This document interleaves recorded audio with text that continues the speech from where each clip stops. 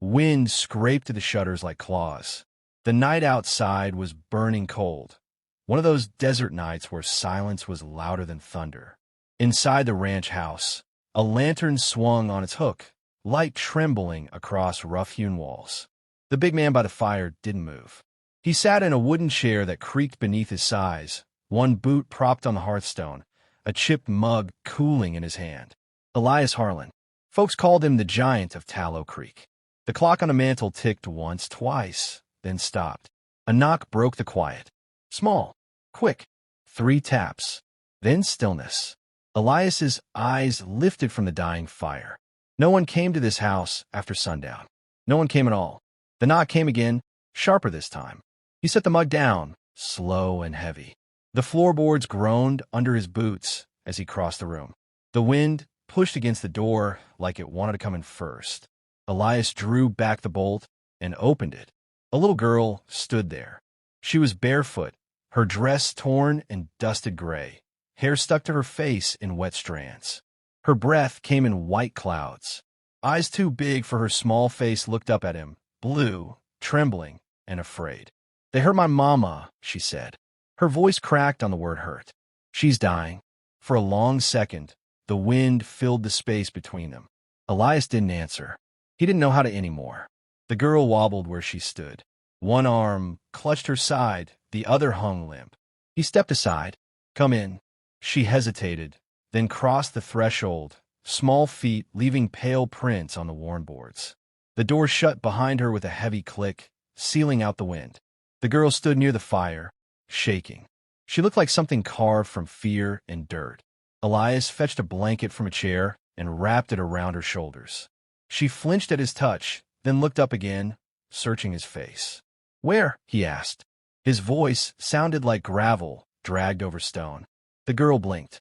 "South. The canyon road. Our cabins near the creek." They came when it got dark. Elias turned toward the window.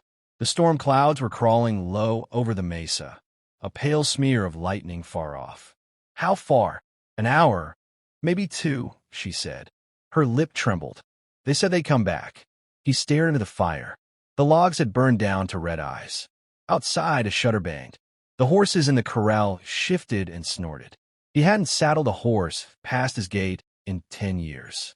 Not since the night the fever took his boy and grief hollowed him out from the inside. The girl's voice broke the silence again. "Please, mister. She can't breathe right. There's blood." Her words tangled into sobs. She pressed her face into the blanket, shoulders shaking. Elias closed his eyes. For a moment, he saw another child there, a boy with the same desperate look, calling for him from a bed that grew colder by the hour. The smell of smoke, the empty crib, the sound of the shovel in the earth, all of it came back in a single heartbeat. He opened his eyes. The girl was still crying softly by the fire. Elias moved to the peg by the door. A coat, heavy with dust, hung there like a ghost. Beneath it, his old rifle leaned against the wall. The wood was worn smooth where his hand had gripped it 1,000 times. He took the rifle, slung it over his shoulder, and said, "We ride." The girl looked up, startled. "Now." He nodded once. She ran to him, clutching the blanket close. "You'll help her?" He didn't answer. He just grabbed a lantern and stepped out into the dark. The night hit them like a slap, cold, endless, and full of whispering wind. The sky was bruised purple, the stars drowned behind clouds. The barn stood like a black tooth against the horizon. Elias crossed the yard with the long, deliberate stride of a man who once belonged to movement. Inside the barn, his stallion lifted its head, a black horse with eyes that gleamed like wet coal. "Easy Rook," Elias murmured. The horse snorted and pawed the straw. He saddled the animal, fast and sure, hands working from muscle memory buried deep. The girl clung to the doorway, small and shivering. "Up," he said, lifting her by the waist. She settled behind the saddle, arms wrapping around his middle. "Hold tight." He swung into the seat, heels pressing gently against Rook's flanks. The horse lunged forward, hooves drumming the frozen ground. They crossed the plain, a black shape cutting through the wind. The lantern swung from Elias's saddle, its light chasing the dark like a dying star. For a while, Neither spoke. The rhythm of the ride filled the silence. The leather creak, the hoarse breathing of the horse, the girl's quiet gasps when the wind cut too hard. Elias's eyes scanned the horizon, the twisted outline of mesquite, the distant shimmer of the creek, the faint smell of smoke drifting from somewhere unseen. Behind him, the girl whispered something. "What's that?" he asked without looking back. "Her name's Clara," she said. "My mama. We was living out here since spring. We didn't do nothing wrong." Her words came between sobs, torn and raw. "They said they wanted our land. Said the papers don't matter if you got a gun." Elias didn't answer. His jaw worked tight. He knew that kind of talk, had heard it too many times before the war and after. The lantern flame caught the edge of his face, carving the lines of an old scar along his jaw. His eyes narrowed, and for a breath, they burned with something fierce and long buried. The girl's grip tightened around him. "You're not scared, are you?" He almost laughed, a low, broken sound. "Not anymore." The wind rose. The horse stumbled on a patch of stone, then steadied. Ahead, the canyon opened, a dark mouth waiting to swallow them whole. The smell of smoke grew thicker. Elias slowed the horse, the lantern swinging over charred brush and torn earth. He could see faint tracks, wagon wheels, boot prints, all leading south. The girl's head sagged against his back. "That's the road. Down there." He followed her pointing hand. A single, dim light flickered near the creek, a fire, almost dead. He stared at it for a long time. Then he turned Rook toward the slope. They rode down slow, the hooves crunching in the ash. As the light grew closer, he saw the shape of a small cabin. One wall caved in, smoke still bleeding from the roof. The girl whimpered softly. "Mama." Elias dismounted, the rifle already in his hand. He lifted her down, steady and sure, then glanced back up the hill where the ranch lights flickered faintly in the distance. For 10 years, he'd built fences, not bridges. Now a little girl had knocked, and all those fences didn't mean a thing. He looked at the burning cabin again. The wind carried the faint smell of blood and rain. He tightened his grip on the rifle and started forward. And that was the first time in a decade the giant left his gate unlocked. Smoke hung low in the trees, bitter and sweet, like something that once was alive. Elias kicked open the half-burned door. The hinges screamed. Inside, the light from his lantern cut through the black, showing the wreck of a home. A table overturned, a kettle spilled, one boot lying by the hearth, and a woman. She lay near the bed, half covered by a torn quilt, her skin pale as chalk under the ash. Blood had soaked into the boards beneath her. The little girl ran to her. "Mama." The woman stirred, a breath broken and shallow. Her hand rose weakly, finding her daughter's hair. Elias knelt beside her, setting down the lantern. His hands moved steady, like they remembered this kind of work. He tore a strip from his own coat and pressed it against the wound just below her ribs. "Stay still," he said. The woman's eyes opened, gray and wild with pain. "Who?" "Neighbor," Elias muttered. "Don't talk." The girl clung to her mother's arm. The woman coughed, crimson spilling from her lips. "They came for the land," she rasped. "Said it was theirs. Red scarves, 3 of them." Elias's jaw set tight. "They gone." She nodded weakly. "Said they'd come back at dawn." He looked around. Bullet holes in the walls. Tracks outside, half washed by wind. He'd seen scenes like this before, too many times to count. The woman's eyes fluttered open again. "You got a kind face," she whispered. He almost smiled, but it didn't reach his eyes. Ain't been called that in a long while. Her fingers clutched his wrist. "Promise me, you'll keep her safe." He glanced at the girl, her face buried in her mother's shoulder, the blanket still wrapped tight around her. "I will." The woman's breath hitched once, then stopped. Her hand fell away, palm up and still warm. The wind moved through the hole in the roof, scattering ash across the floor. The girl's cry broke through it, high, thin, and sharp enough to split bone. Elias closed his eyes, let her cry, then pulled his coat off and laid it over the body. When she could breathe again, he spoke softly. "What's your name, little one?" "Annie." "All right, Annie. We need to move." She didn't answer, just stared at the shape beneath the coat. Elias waited.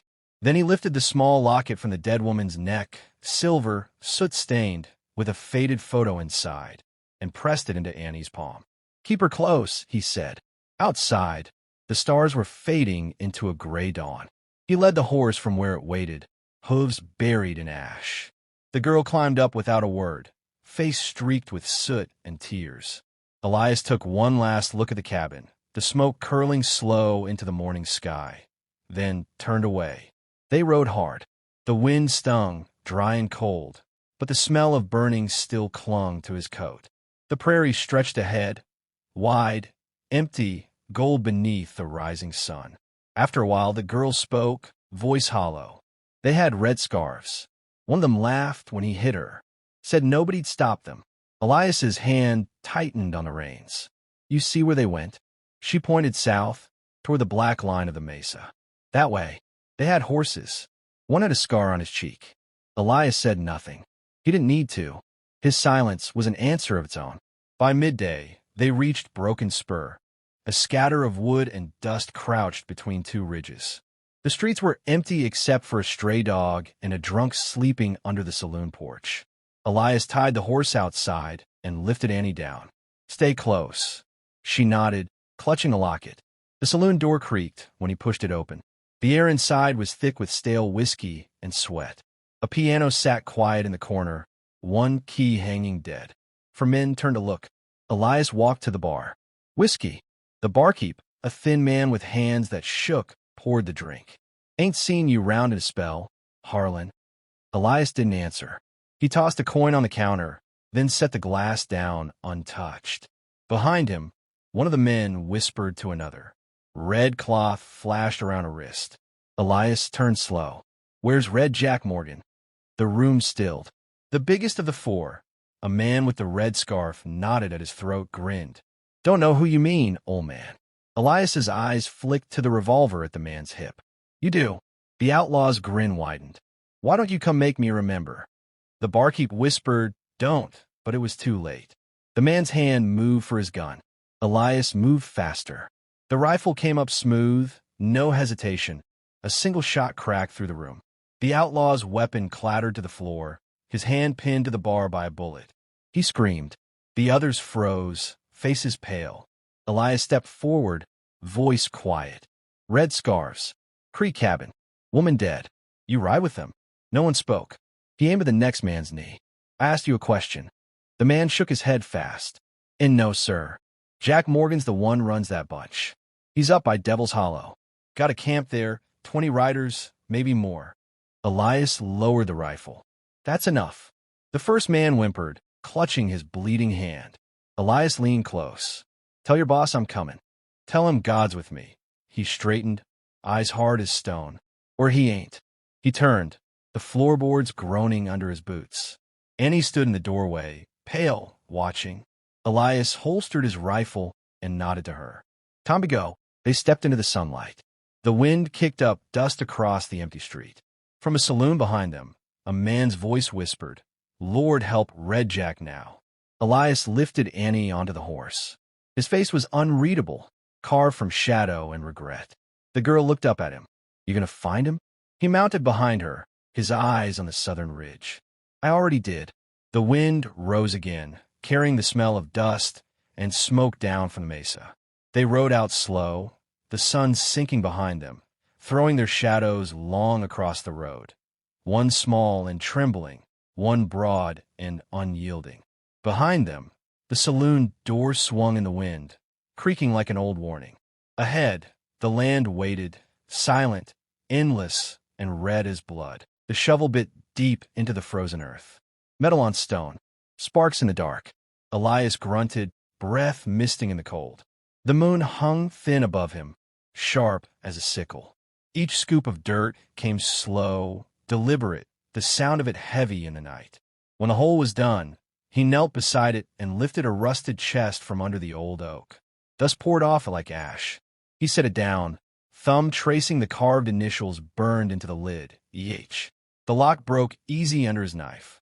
Inside, wrapped in oilcloth, lay a black revolver, a handful of cartridges, and a small wooden box.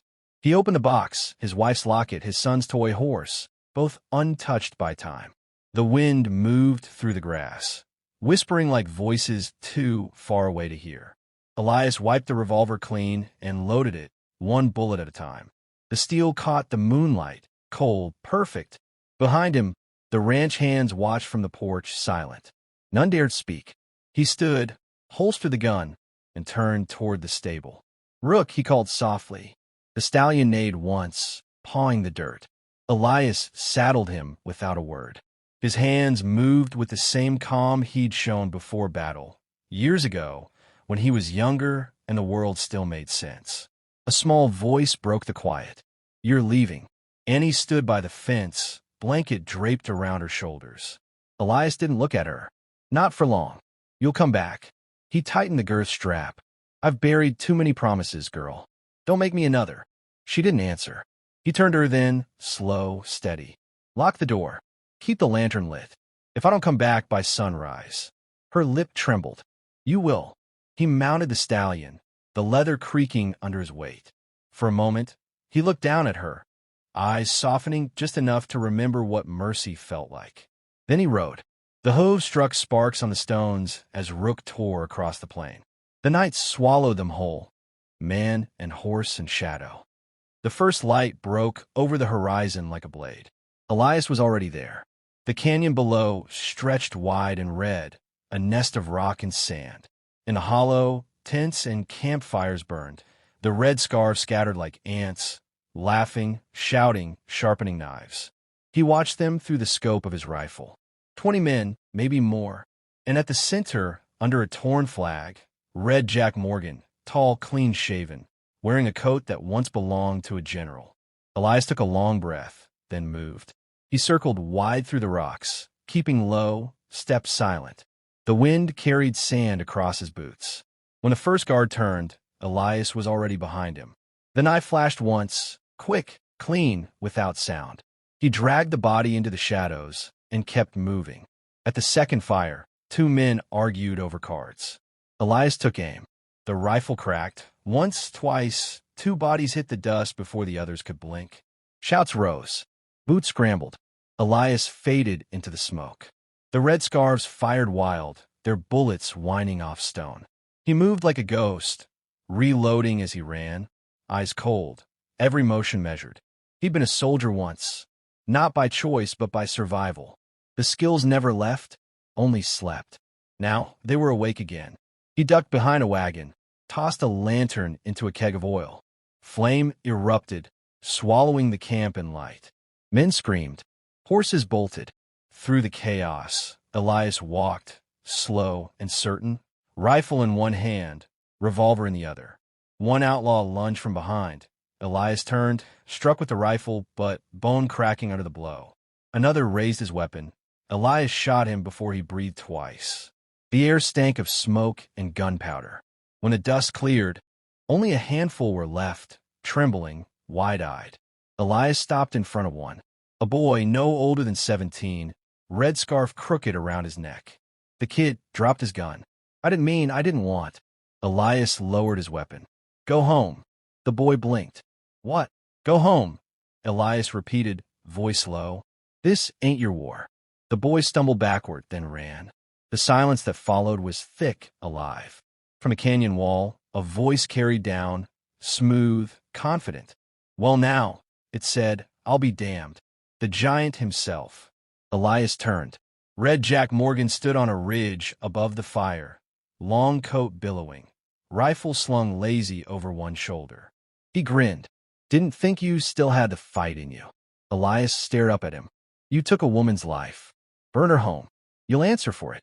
Morgan laughed, cold and sharp. "Frontier law says I already did. You think you're the judge out here." Elias chambered around. "No, just the end of your road." Morgan's grin didn't fade. "You come get me then, giant." He disappeared behind the ridge. Elias climbed after him, every step heavy with purpose. When he reached the top, Morgan was gone, only the echo of hooves fading into the east. Elias stared out over the plain. The sun was rising fast, bleeding light across the land. Somewhere down there, a girl waited with her mother's locket clutched in her hand. Somewhere out there, a man like Morgan still breathed. Elias holstered his gun. He turned Rook east, toward the sound of retreating hoofbeats. The storyteller's voice, old and cracked, would one day say. And that's when they say the giant rode into legend. One man against 100, his heart full of ghosts, his saddle heavy with the weight of justice. The wind carried the smell of smoke behind him. He didn't look back. The dead didn't need company. He rode on, through the ash and the sun and the endless silence, until the land itself seemed to bow beneath him. And somewhere, far ahead, a gun waited to be answered. The sun was bleeding over the rim of the canyon when Elias rode in. Devil's Hollow lay before him, red rock and silence, a place that smelled of dust, gun oil, and judgment. Rook's hooves struck hard against the stone floor, each echo rolling like thunder between the cliffs. Across the hollow, Red Jack Morgan waited. He sat easy on a black gelding, long coat brushing the stirrups, rifle laid across his lap. A red scarf fluttered from his neck like a fresh wound. Around them, the canyon walls caught the light, turning the world to fire. "You took your time, Giant," Morgan called. His voice was smooth as whiskey and twice as cruel. "Thought maybe you'd lost your nerve." Elias dismounted without a word. The dust swirled around his boots. His eyes, dark beneath the brim of his hat, never left Morgan's. "Where's the girl?" he said. Morgan nodded toward a cluster of boulders. Annie sat tied to a post, a rag in her mouth, eyes wide and wet. "She's fine," Morgan said. "For now." He smiled, teeth white against the red. "You really think you can walk in here and take what's mine?" Elias stepped forward. "You got what's hers. A life you burned. A mother you left for the buzzards. That debt's due." Morgan laughed, shaking his head. "Always the righteous type. I've heard the stories. Elias Harlan, the soldier who shot his own men and ran." The words hit like a bullet. Elias didn't move, but the muscle in his jaw twitched. Morgan grinned wider. "Thought I didn't know? You're the butcher of Tallow Ridge. Wiped out your whole patrol, women, children. That's what the papers said." Elias's voice came low and steady. "The papers lied." "Sure they did." Morgan swung down from his horse, boots hitting the dirt. "But it makes a hell of a tale, don't it? The Giant of Tallow Creek, the killer who turned hermit." He drew his revolver, spinning it once. "Let's end the story right." Elias's hand hovered near his holster. The air thickened tight and brittle. Annie's muffled cry broke the stillness. Morgan smirked. "You draw first, old man. I'll give you that much." Elias's hat shadowed his face. "No." Morgan blinked. "What?" "I said no. I don't draw on murderers. I end them." Morgan's eyes hardened. "Suit yourself." He raised his gun. The world cracked open. 2 shots. One echo, smoke twisting in the golden air. Morgan staggered, his bullet slicing the brim of Elias's hat.